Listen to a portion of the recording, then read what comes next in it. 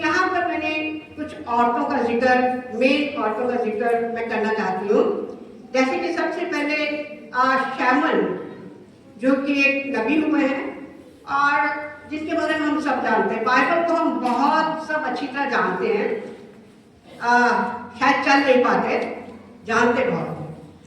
तो परमेश्वर करे कि आज हम एक तैयार करके जाएं, एक प्रण करके जाएं, एक प्रतिज्ञा करके जाएं कि परमेश्वर अपने वचन की गहराइयों में हमें ले चल, ताकि हमारी जिंदगी जो है आने वाले मुश्किलों से बच जाए और हम सचमुच आत्मिक जिंदगी को प्राप्त कर सके। तो सबसे पहले मैं हन्ना के बारे में आपसे बात करूंगी, जो कि बहुत ही दुखियारी, और उसके लिए मैं थोड़ा सा बाइबल से पढ़ूंगी ताकि हम सब बाइबल में से पढ़ सकें और हम समझें कि इस कहानी को सब जानते हैं बहुत अच्छी तरह, पर जब हम दोबारा पढ़ते हैं तो वचन हमें बहुत कुछ सिखाता है। तो यहाँ पर एक फर्स्ट आयत से मेन आयत में पढ़ूंगी। एफ्रेम की पहाड़ी देश के रामत मैसोपोटामिया नगर का निवासी एल्काना नामक एक पुरुष था। वो एफ्रेमी था और सूब के पुत्र तोहू का परपोता, एनोकू का पोता और यरोहाम का पुत्र था। उसके दो पत्नियां थी, एक का नाम हन्ना और दूसरी का पनिन्ना था। पनिन्ना के तो बालक हुए, परंतु हन्ना के कोई बालक नहीं हुआ। वो पुरुष प्रति वर्ष अपने नगर से सेनाओं के यहोवा को दंडवत करने और मेज बलि चढ़ाने के लिए शोलो में जाता। वहाँ होप्नी और फिनहास नामक एली के दोनों पुत्र थे, जो यहोवा के याजक थे। जब एल्काना मेज बलि चढ़ाता था, तब तक वो अपनी पत्नी पनिन्ना को और उनके सब बेटे बेटियों को दान दिया करता था, परंतु हन्ना को वो दूना दान दिया करता था, क्योंकि वो हन्ना से प्रीति रखता था। तो भी यहोवा ने उसकी कोख बंद कर रखी थी, परंतु उसकी सौत इस कारण से कि यहोवा ने उसकी कोख बंद कर रखी है, उसे अत्यंत चिढ़ाकर उड़ाती थी। वो तो प्रतिवर्ष ऐसा ही करता था, और जब हन्ना यहोवा के भवन को जाती तब पनिन्ना उसको चिढ़ाती, इसलिए वो रोटी और खाना न खाती। इसलिए उसके पति एल्काना ने उसे कहा, हे हन्ना, तू क्यों रोती है और खाना क्यों नहीं खाती, और तेरा मन क्यों उदास है? क्या तेरे लिए मैं 10 बेटों से भी अच्छा नहीं हूँ? तब शीलो में खाने और पीने के बाद हन्ना उठी और यहोवा के मंदिर के चौखट के बाजू के पास एली याजक कुर्सी पर बैठा हुआ था। वो मन में व्याकुल होकर यहोवा से प्रार्थना करने और बिलख कर रोने लगे और उसने ये मन्नत मानी, हे सेनाओं की यहोवा, यदि तू अपनी दासी के दुख पर सचमुच दृष्टि करे और मेरी सुधि दे और अपनी दासी को भूल ना जाए और अपनी दासी को पुत्र दे, तो मैं उसके जीवन भर के लिए यहोवा को अर्पण करूंगी और उसके सिर पर छुरा फिरने ना पाएगा। आप जानते हैं यहाँ पे 3 कैरेक्टर मेन हैं, जैसे कि हन्ना और पनिन्ना और उनके पति एल्काना। और यहाँ पर हम देखते हैं कि पति इतना अच्छा, हम जब पति की ओर ध्यान देते हैं कि वो हर वर्ष परमेश्वर के घर में अपनी मेल बलि लेकर जाते थे, और जब वो जाते थे तो अपने पनिन्ना के बेटे बेटियों को भी दान उसी तरह दिया करते थे, और मगर अपनी वाइफ को, जो कि हन्ना थी, जिसके औलाद नहीं थी, उसको वो मुंह नहीं मोड़ते थे, बल्कि उससे सबसे दुगना उसको दिया करते थे। तो यहाँ पर देखने की बात है कि परमेश्वर जो है वो किसी को भी ऐसा हकीर नहीं जानता, उसको कम नहीं जानता, और इस पे यहाँ पर एक पति का रोल बहुत अच्छा है। और दूसरी तरफ जब हम मेन बात देखते हैं तो जो हन्ना है, हन्ना जब रो के बिलख कर रो के प्रार्थना करती है, तो आप जानते हैं कि आंसू इंसान से कब आते हैं? आंसू आते हैं जब मन से, या तो वो बहुत दुखी होता है, कभी कभी खुशी के भी आंसू आते हैं। और यहाँ पे वो इतना दुखी हो गई थी क्योंकि उसकी जो स्वाद थी वो उसको चुराती थी। और वो जब यहाँ पे लिखा है कि जब वो परमेश्वर के घर में उसके हस्बैंड जाते थे, एल्काना जाते थे, तब वो कहती थी, वो भी साथ में जाती थी, तो कहती ले ये खुदा के घर जाती है, वहाँ पे जाती है, मगर इसकी तो कोख खुदा ने बंद कर रखी है।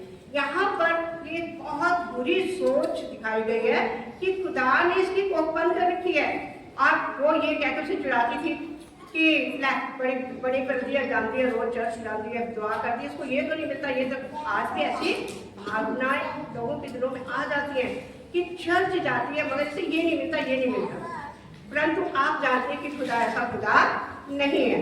खुदा अपनी आंखों से, अपने दिल से और सचमुच अपने फरिश्तों के द्वारा वो अपने बच्चों की रक्षा करता है, क्योंकि उसे अपने जान दे के, कुर्बान दे के, जान को कुर्बान कर खून से हमें खरीदा है। तो हम उसके खून के खरीदे हुए बच्चे हैं।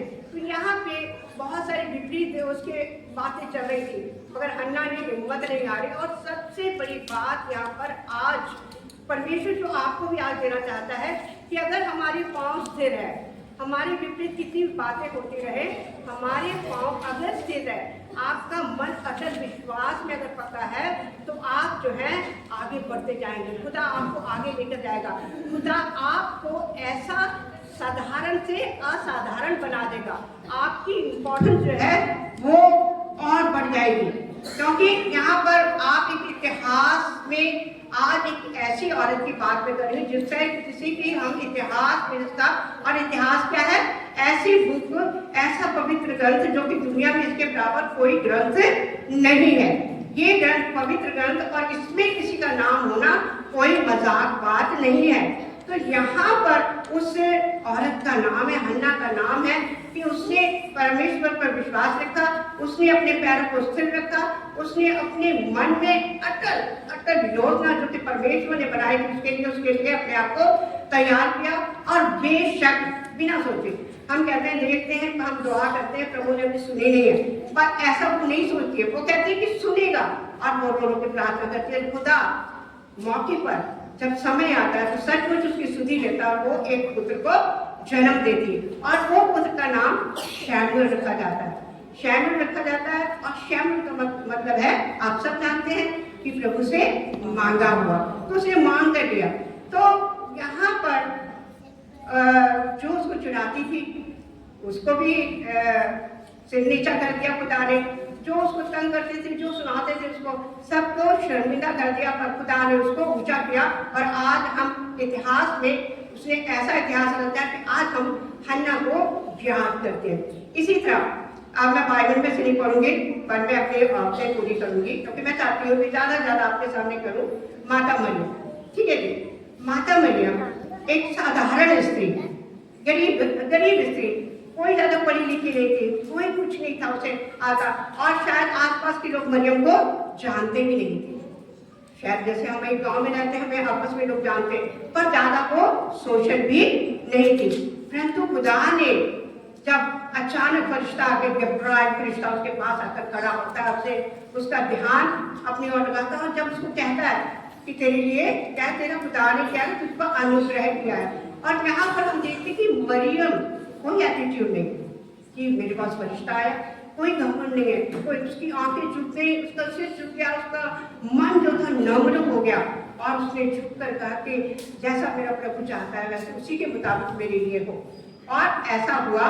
और मरियम आज पूरी दुनिया में, हम जानते हैं कि हमारे कैथोलिक जो भाई बहन है, वो माता मरियम को ही पहला दर्जा देते हैं। तो यहाँ पर हम देखते कि माता मरियम को खुदा ने इतना ऊंचा कर दिया कि उसके बराबर कोई ऊंची औरत हो ही नहीं सकी। माँ मरियम, हम किसी माँ मरियम, और हम कहते हैं कि पंजाबी जब गीत में गाते हैं, यूसुफ सी ने सारा जग जानदा, और ने सी कोई मरियम की शानदार, ठीक है। तो इस तरह हम फिर देखते हैं मरियम मगदलीनी, तीसरी औरत मरियम मगदलीनी, जिसमें कि 7 दुष्ट आत्माएं थी, 7 दुष्ट आत्माएं जिनको परमेश्वर ने निकाला। और 7 दुष्ट आत्मा को निकालने के बाद क्या कभी उसने मरियम मगदलीनी ने सोचा था कि परमेश्वर का पुनरुत्थान होगा? जब परमेश्वर पहले था, तो सबसे पहले मैं गवाह बनूंगी कि मैंने परमेश्वर को देखा है, क्योंकि मरियम मगदलीनी ने ही परमेश्वर को जिंदा होने के बाद कब्र में सुनने के बाद मरियम मगदलीनी को ही नहीं देखा था, और उन्होंने लोगों को जाके बताया कि मैं, प्रभु जीवित है, मैंने प्रभु को देखा है। तो यहाँ पर हम देखते हैं कि मरियम मगदलीनी, शायद लोग तिरस्कार करते थे, शायद वो दुष्ट आत्माओं से उस वजह से ठीक नहीं थी, पर खुदा ने उसको ऊंचा उठा के खड़ा कर दिया। किसी का कुछ नहीं है, खुदा कब आपको बदल दे, खुदा कब आपको आसमान पे बिठा दे। आप अगला क्षण जो है, अगला पल जो है, वो परमेश्वर के हाथ में, आपके हाथ में नहीं है। परमेश्वर जब चाहे तब अपने बच्चों को आगे ले जा सकते हैं। आज पता नहीं कितनी बहनों के लिए, कितनी बेटियों के लिए परमेश्वर योजना बना रहे हैं।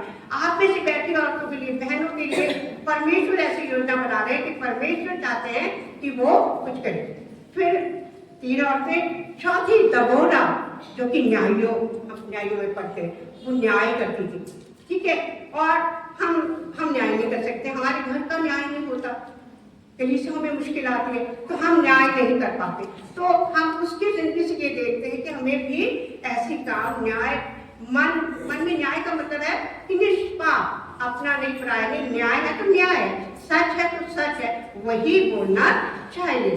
तो इतना मतलब हम देखते कि औरतों के बारे में देखते, खुदा करे कि आज मुझे खुशी हो रही है कि आज वुमेन्स की औरतें बहुत यूनिफॉर्म में आई हैं, इसलिए मुझे अच्छा लग रहा है कि कम से कम हमने एक अलग वुमेन्स का ड्रेस है। तो खुदा करे कि वुमेन्स इन 6 महीनों से, 7 महीनों से बहुत सारी औरतें, बहुत सारी, इतनी आपकी मीटिंग चले वुमेन्स की कि लोगों को बैठने के लिए जगह ना हो, और खुदा का पाक नाम इतने जोरों शोरों से आप दीजिए कि लोग देखें कि सचमुच ये बहनें खुदा से प्रेरित होकर हमसे बातचीत करते हैं। तो खुदा ने हम सबको इसलिए बुलाया